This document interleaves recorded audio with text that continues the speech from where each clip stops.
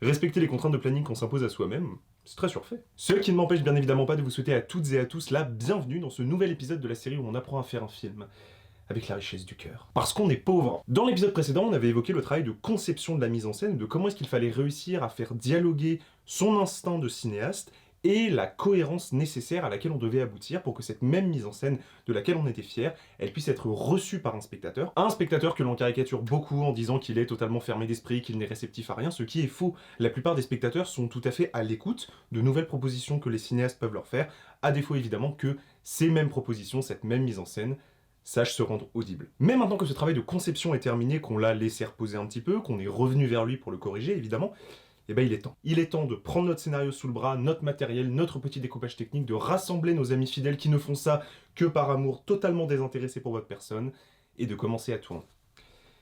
Pour assister à la mort du film. Mais avant d'autopsier, petit disclaimer devenu un running gag évidemment, tout ce que je dis dans cette vidéo n'est basé que sur mon expérience, sur ma façon de travailler et sur ma propre conception des choses. Il n'y a aucune bonne façon de faire immanente que je vais vous révéler, simplement des conseils que j'ai à donner aux jeunes cinéastes en herbe qui auraient encore du mal à trouver le courage de se lancer. Et encore une fois, vous aussi, vous pouvez les aider, les commentaires sont là pour ça. Sur ce, allons contempler des cadavres, et encore bienvenue dans ce 5e épisode de Comment faire un film fauché consacré au tournage. Je déteste tourner. Vraiment, c'est ce qu'il y a de pire pour moi. Pour moi, c'est l'étape la plus douloureuse en fait du processus, tout simplement parce que je maintiens ce que j'ai dit dans la petite intro précédente. Pour moi, le tournage, c'est assister à la mort de son film. C'est la mort du film en fait tout simplement parce que lorsque l'on accouche de l'idée originelle, celle dont on parlait dans le tout premier épisode de cette série, et au fil du travail sur le scénario, sur la conception de l'histoire, sur la conception de la mise en scène aussi, on s'est fait un film dans notre tête. On a créé un film que l'on a fantasmé, et croire que c'est ce film que l'on a fantasmé qu'on va tourner, et que c'est celui-là que les spectateurs vont voir, c'est un mirage. C'est une illusion, c'est un fantasme, et on a beau le savoir inconsciemment lorsque l'on travaille tranquillement la nuit dans notre petite chambre sur notre scénario, le fait de le savoir inconsciemment et de devoir pratiquer cette idée-là, pratiquer le fait que ce film que l'on a envie de faire, en fait on ne pourra pas le faire. Pas parce qu'on n'en est pas capable en fait, mais tout simplement parce que recréer concrètement et physiquement dans la réalité des images mentales, c'est pas possible. Le tournage, pour moi, c'est vraiment un moment qui est douloureux dans la partie créative, mais vraiment, c'est-à-dire que je redoute les tournages. Moi, je me dis, ok, j'écris, bon, on tourne parce qu'il faut le faire et il faut bien voir des images, puis après, on va passer au montage et ça va être très bien. Le montage qu'on abordera dans la vidéo d'après. Mais vraiment, le moment du tournage, pour moi, c'est l'horreur totale. C'est l'horreur absolue, c'est vraiment le moment où d'un seul coup tu maîtrises plus rien, où d'un seul coup tu es soumis à tout un tas d'événements extérieurs sur lesquels tu n'as aucun contrôle et avec lesquels tu es forcé de composer. Mais ça fait partie du jeu, et ça fait encore partie du jeu même pour les cinéastes professionnels qui tournent avec des énormes budgets. Le réel a des contraintes que notre imagination n'a pas, et c'est très très très très important de savoir ça avant de commencer à tourner. Parce que sinon vous allez péter un câble. Mais vraiment, vous allez péter un câble, vous allez être imbuvable sur le plateau, vous allez vous mettre toute votre équipe à dos parce que vous allez être frustré. Et le pire, c'est que cette frustration, elle serait totalement inutile parce que c'est normal. C'est totalement normal. Un film, un vrai film concret, le film réel, le produit artistique réel que le spectateur va voir, ça naît lors du tournage. Et pas avant. Et c'est là que tout le travail de conception préalable que vous avez fait pour en arriver à tourner votre film va prendre toute son importance. Parce que comme un film se crée lors du tournage, pour s'assurer qu'il ne parte pas dans tous les sens et qu'il ait une ligne directrice créative, vous devez garder en tête l'idée que vous savez où vous allez, mais que le chemin sera semé d'embûches. Parce qu'à ce stade, votre film, vous avez quand même une idée assez claire de ce que vous avez envie qu'il soit. Vous savez quelle histoire vous voulez raconter, et vous savez comment vous voulez la raconter. Sauf que le réel, il va venir poser sur votre route tout un tas de petites merdes, voilà comme ça, qui vont s'accumuler les unes les autres, qui vont parasiter, en fait, le processus de création artistique, et qui seront totalement imprévisibles. Tourner, c'est composer avec l'imprévisible, que ce soit dans le mauvais, ou parfois dans le bon sens du terme d'ailleurs, comme on le verra dans la suite de la vidéo, à notre manière, avec notre instinct à nous, les cinéastes. Et ce qui est génial pour nous les cinéastes en herbe lorsqu'on tourne un film, c'est que cette pluie de merde, finalement elle est de nature très diverse en fait. Ça peut être un problème technique, par exemple, je sais pas moi, une batterie d'appareil photo qui lâche à 2h du matin. Non pas parce qu'elle est déchargée, hein, simplement elle arrête de fonctionner. En fait, ce qui met le tournage en pause pendant 1h30, le temps que la batterie d'avant soit complètement rechargée. Mais au-delà de la malfonction technique, ce qui est encore plus réjouissant, c'est l'erreur humaine. Hein, bien sûr, qui vous donnera envie de tuer tout le monde, et vous y compris si vous en êtes responsable. Comme par exemple, je sais pas, qu'est-ce que j'ai pu faire comme merde, moi oublier de brancher le micro pendant une prise en plan séquence de 10 minutes. Ah, celle-là, je l'ai bien senti passer, oui. Ça peut également être le fait de découvrir que le décor avait des contraintes qu'on ne soupçonnait pas. Par exemple, une très très forte résonance au niveau du son. Ou alors, évidemment, ça peut être le fait que vous n'aviez pas anticipé que les deux sources de lumière principales de la pièce dans laquelle vous tournez n'ont pas la même température de couleur. Ce qui fait que dans le champ contre champ, l'image elle passe de bleu à rouge. Toujours très sympa. Et enfin, évidemment, il y a les merdes qui sont liées à des personnes qui ne sont pas présentes concrètement sur le tournage, mais qui ont décidé de continuer à mener leur petite vie. Cette petite vie impliquant, par exemple, de déboiser intégralement son jardin pendant que vous tournez une prise en extérieur. Mais il faut reconnaître qu'il y a une championne toute catégorie à cet empilement de merde. La météo. Ah, la météo, c'est une bonne grosse connasse hein, quand vous tournez, hein, bien sûr. Vous attendez tranquillement l'après-midi qu'il fasse grand soleil pour tourner votre scène en extérieur, et il se met à pleuvoir à torrent. Bien sûr. Mes réflexions faites, je pense que le pire du pire du pire sur un tournage, pire que tout ce que je viens de citer, c'est lorsque vous vous rendez compte, pendant le tournage, qu'une idée de mise en scène que vous aviez ne fonctionne pas. Mais comme ce que je viens de citer, ça arrive tout le temps, en permanence, et sur tous les tournages du monde, il n'y a pas de quoi en faire une histoire. Il suffit juste de se préparer le plus possible. Se préparer, ça veut dire quoi? Ça veut dire d'abord prendre en compte ses besoins en matériel. Donc évidemment, on prend plusieurs batteries, que ce soit les batteries de l'appareil photo ou les batteries du projecteur avec lequel on est en train de tourner. On prend en compte les contraintes de ces décors en se rendant sur les lieux avec son matériel et on fait des tests. On fait des tests pour voir si les mouvements de caméra qu'on a prévus vont bien fonctionner avec l'architecture de décor. On fait des tests de lumière pour voir s'il y a assez de lumière ou s'il va falloir en rajouter d'autres, des sources qui vont venir de l'extérieur que vous allez devoir ramener. Et on fait également des tests son pour vérifier qu'il n'y a pas de problème dans la pièce. Parce que s'il y a une autoroute à moins de 100 mètres et que les murs c'est du papier crépon, c'est mieux de s'en rendre compte avant quand même. Et enfin, on fait des répétitions. On répète avec les comédiens pour être sûr qu'ils connaissent leur texte. On retravaille le texte s'il y a des problèmes pour le mémoriser. Et on répète les mouvements de caméra avec les comédiens disant le texte pour s'assurer que la scène marche bien, que le mouvement n'est pas trop rapide par rapport à la façon dont parle le comédien, etc., etc. Enfin bref, on se prépare. Parce qu'une fois que le tournage a concrètement commencé et que vous avez une fenêtre de tir dans laquelle vous pouvez travailler, après laquelle le décor n'est plus disponible ou vos comédiens doivent partir, à ce moment-là, vous devez aller très vite et surtout vous devez être hyper réactif au cas où il y a un problème parce que vous ne serez plus maître de rien. Et que de toute façon, il faudra mettre en boîte. Enfin bref, voilà tout un tas d'éléments qui font que, pour moi, le tournage est vraiment une expérience douloureuse et surtout c'est une expérience qui est extrêmement stressante parce que je sais que j'ai pas beaucoup de temps, que ça va pas rendre ce que je veux et que je vais devoir m'en contenter et que je vais devoir composer avec des choses que je ne maîtrise pas. Et en même temps, malgré tout ça, il se passe quelque chose sur un tournage. C'est quelque chose de très difficile à décrire à des gens qui n'ont jamais réalisé eux-mêmes un film qu'ils auraient écrit, fantasmé avant, etc.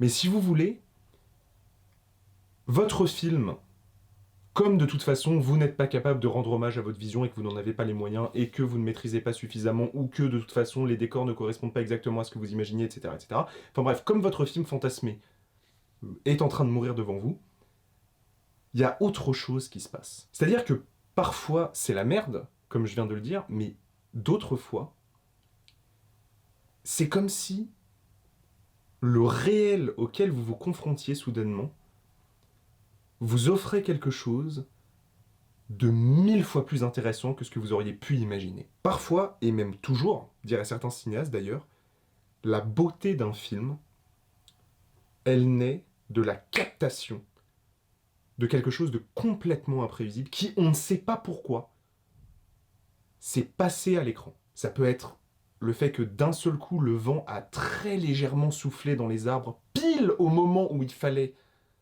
pour que l'intensité dramatique de la scène soit faite. Ça peut être d'un seul coup se rendre compte que votre comédien, votre comédienne, quand elle sourit, a une plissure très légère au niveau des yeux qui vient illuminer le gros plan d'un truc, un truc que vous n'aviez jamais remarqué avant de filmer ce visage-là et qui donne toute son aura au personnage et à la réplique qu'elle est en train de donner. Ça peut être un comédien qui se trompe dans son texte, qui s'en rend compte pendant qu'il joue, et qui du coup commence à improviser un truc qui est vachement plus intéressant que ce que vous aviez écrit à la base. Cette magie de l'imprévisible, d'un truc qui se fait presque tout seul en fait. Comme si nous on était spectateurs du film que l'on était nous-mêmes en train de réaliser, tu vois, ce qui paraît presque absurde.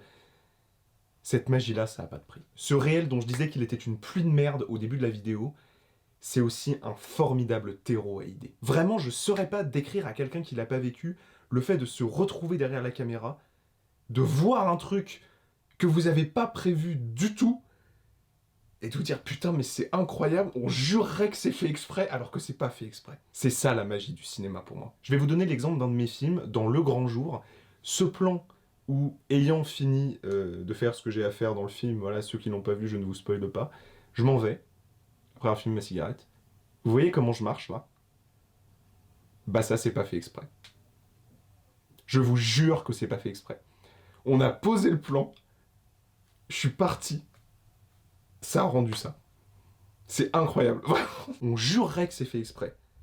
Mais c'est le hasard le plus complet. À ce moment-là, quand je marche, je sais même pas si je suis dans le cadre. Et cette imprévisibilité-là qui vient influencer la façon dont se crée notre film indépendamment de nous, eh ben elle vient pas uniquement des contraintes extérieures, du hasard, voilà, de la météo, des choses comme ça. Elle vient aussi des gens avec qui on travaille. Parce que le tournage, c'est certes la première fois de l'étape créative où on se confronte vraiment à la réalité de ce que ça va être que de mettre en boîte notre film, mais c'est également la première étape du processus où on n'est pas seul. Et ça change tout. Ça change tout parce que votre équipe technique, les membres de votre équipe technique, ben, ils ont un point de vue sur ce que vous êtes en train de faire. Et parfois, certaines idées de mise en scène qui relèvent du pur génie, elles viennent pas du metteur en scène, de la metteuse en scène, du cinéaste, etc. Elles viennent d'un membre de l'équipe technique qui s'est dit « Ok, alors on a fait la prise comme ça, etc. Mais en faisant la prise, je me suis dit « Ah tiens, on pourrait peut-être essayer comme ça, qu'est-ce que tu en penses ?» Bah ouais, essayons, voyons ce que ça donne. Et là, dans ta tête, tu te dis « Ah putain, c'est 10 000 fois mieux que ce que j'avais imaginé. » C'est pour ça qu'en France, nous les cinéastes, on est hyper chanceux, parce que grâce à la politique des auteurs mise en place par François Truffaut, tout ce qui est dans le film, c'est grâce au réalisateur. Non mais plus sérieusement, tout ça pour dire que l'interaction des subjectivités lors d'un tournage, c'est aussi un putain de terreau à idées.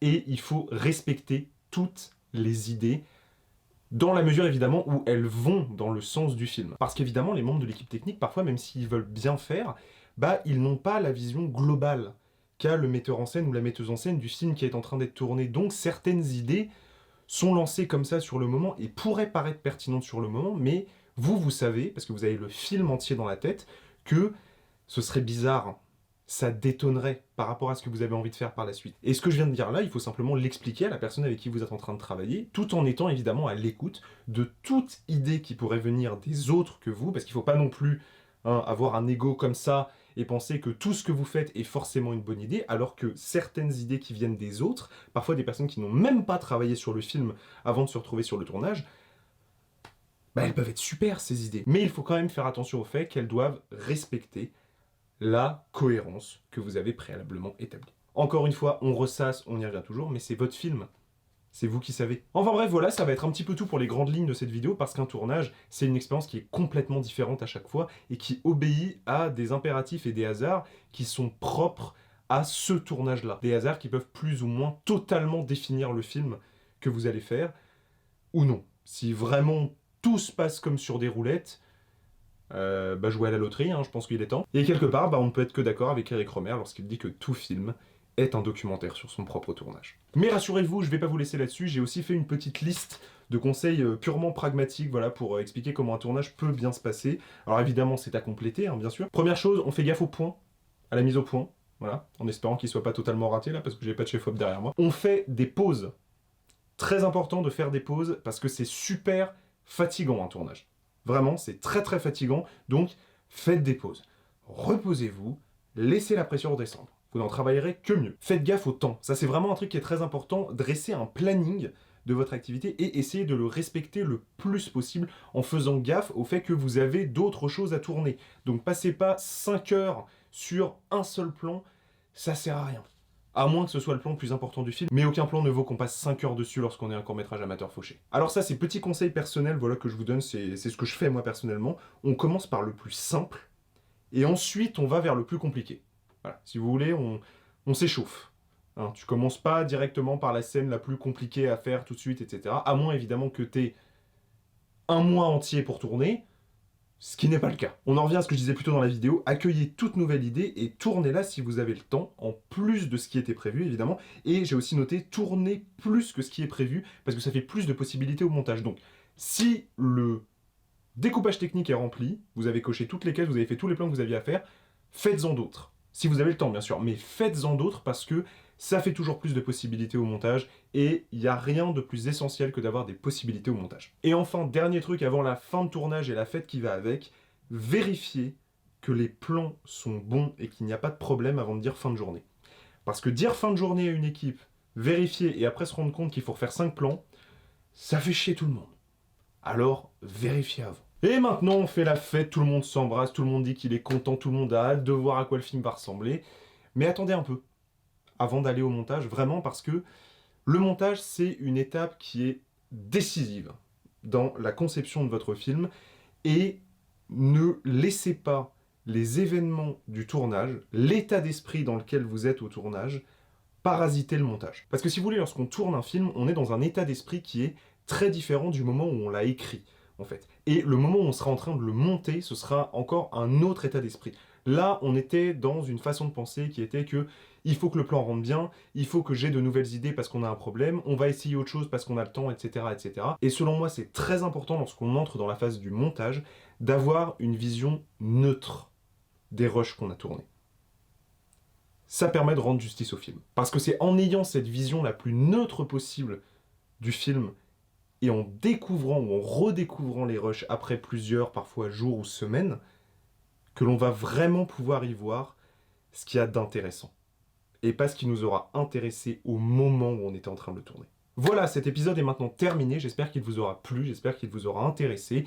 C'est vraiment une partie que je n'aime pas, le tournage, mais c'est aussi une partie qui recèle de très très beaux moments, et parfois les hasards font des heureux. Maintenant que le tournage est fait, on est tous crevés, on va dormir pendant une semaine, parce que c'est extrêmement fatigant un tournage, vous allez voir pour ceux qui n'en ont jamais fait. On se laisse un petit peu de temps, et ensuite on s'attaque au montage, ce qui sera le sujet du prochain épisode, qui arrivera, écoutez, j'ai envie de vous dire le plus vite possible. Du coup, à très vite pour le 6e épisode de Comment faire un film fauché sur le montage. Et en attendant, j'espère que les salles de cinéma auront réouvert. Salut tout le monde.